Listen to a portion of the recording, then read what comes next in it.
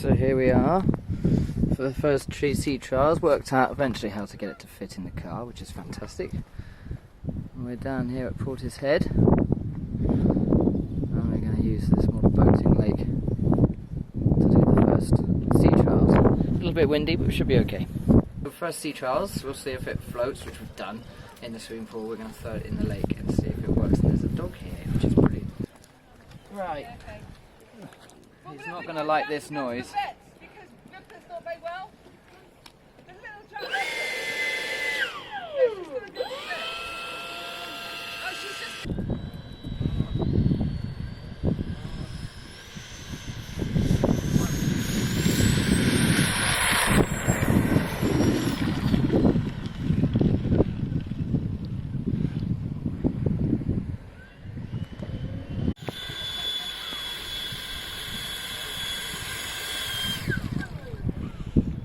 Right, so that's the first time out.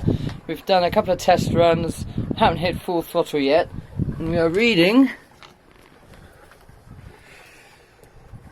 62 kilometers an hour. So I thought that was miles an hour for a bit, but 62 kph without hitting full throttle, and those setup adjustments I'm pretty pleased with.